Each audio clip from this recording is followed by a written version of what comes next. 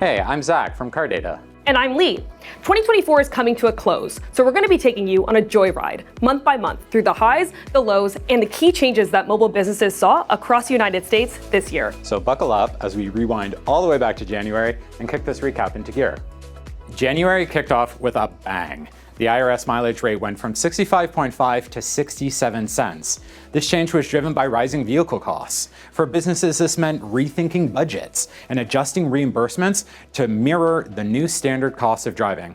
Bottom line, every mile got pricier. February was all about rethinking fleet and mobility strategies. Rising costs and insurance risks pushed companies to bring personal vehicles into the mix. Companies adopted employee-owned models to reduce their liability and increase employee choice. Fleet managers started to complement their fleets with tailored reimbursement programs when company vehicles no longer made sense. Field employees in non-specialty vehicles started using their personal vehicles for work and being reimbursed fairly for it too. Businesses all over the country were catching these hidden costs and replacing them with strategic mileage reimbursements. In March, most sales reps are driving an average of 7.4 business trips per day. That's about 1,850 trips a year. With that much road time, vehicle costs can add up pretty quickly. Lots of those trips were in company cars, under taxable allowances, or mileage reimbursements. All these models mean time and money waste.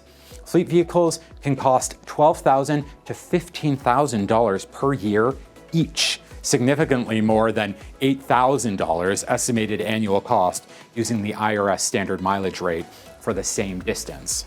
While the IRS rate isn't a perfect measure, it shows how much fleet vehicle expenses can exceed mileage reimbursement costs. Now, April was tax season, and for companies using traditional car allowances, that meant a serious look at tax waste. With basic allowances, close to 38% of every dollar is lost to state and federal taxes. That hurts both businesses and their employees. Unadjusted flat rates mean that employees are often paid a lot less than their companies actually intend. Employees that feel underpaid are often 49% more likely to look for a new job, and that's a risk a lot of businesses no longer want to take. As a result, we saw countless companies shifting to tax-free reimbursements like fixed and variable rate reimbursement, or FAVR, looking to save and reinvest up to $3,000 per worker annually. May was all about field service. We saw a rising trend in vehicle reimbursement programs specifically tailored to meet the needs of field service technicians. The industry's focus shifted towards smarter reimbursements that keep costs low while also staying flexible for the folks behind the wheels. At the Field Service Palm Springs Conference, healthcare, energy, industrial machinery, and construction companies were leading the conversations. The hot topics: streamlining operations, lowering reimbursement expenses, and giving technicians tailored vehicle solutions. Field service is adapting fast in 2024. This is the turning point for tech-driven solutions. June kicked off the beautiful summer driving season, bringing fuel price fluctuations and soaring vehicle costs back into the spotlight. We've heard across countless industries that vehicle acquisition and operating costs are really hurting bottom lines. Data is showing a 13% increase since 2019 alone. June was a major wake-up call for everyone with a fleet of field employees, really highlighting the need for flexible, cost-effective vehicle reimbursement strategies that can support scalability and long-term cost efficiencies. July was all about driver program safety. We learned that taking proactive measures to keep employees safe can make a big difference on the road. According to Samba Safety, CarData's partner in motor vehicle record monitoring, companies that implement record monitoring and driver safety training see serious benefits. We're talking about a 77% reduction in violations within the first year alone. And the numbers don't stop there. On average, companies experience a 22% drop in monthly violations, a 14% reduction in crashes, and a 32% decrease in high-risk events. 86% of crashes in 2021 involved passenger cars or light trucks. So that's a big reminder that summer safety isn't just a slogan. August was all about electric vehicle regulations and how businesses can make the most of EVs in their organizations. With today's incentive programs, drivers can actually pocket more by going electric, especially when reimbursed through tax-free programs like Favor. We saw drivers in EVs receiving gasoline reimbursements and keeping the difference on fuel savings. The benefits? Major cost savings for both the companies and field employees, fewer variable costs, and a strong step towards achieving carbon emission reduction goals. August showed us that companies can lower costs and go greener with the right EV enablement strategy. September revealed just how complex and time-consuming admin work can be with some reimbursement providers.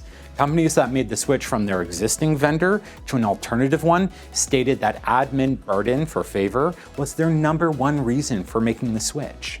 We saw that partnering with a hands-on vehicle program provider was a smart move, one that can handle the complexities, streamline processes, and give you back the time you need to focus on business issues that matter.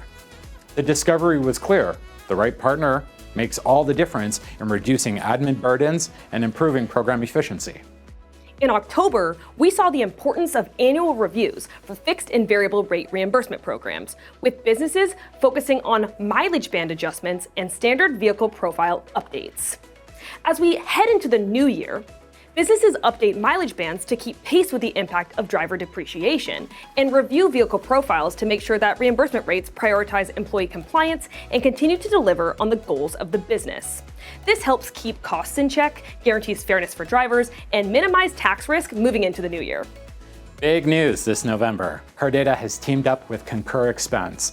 So say goodbye to outdated mileage tracking, no more manual entries, no more paper trails, and definitely no more spreadsheet headaches. With CarData's mileage capture app integrated with Concur, businesses can save up to 25% on mileage overclaims. That's some serious cash. So if you have employees who drive more than 5,000 miles a year, traditional reimbursement just doesn't cut it. High mileage drivers need payments that account for their wear and tear, not the guesswork of old school methods that often result in overclaims. And now, Concur users can tap into CarData's Favor programs. Fair, accurate reimbursements for active drivers, all while using the tools you already know and love. So efficient, fair, and budget-friendly, that's a triple win.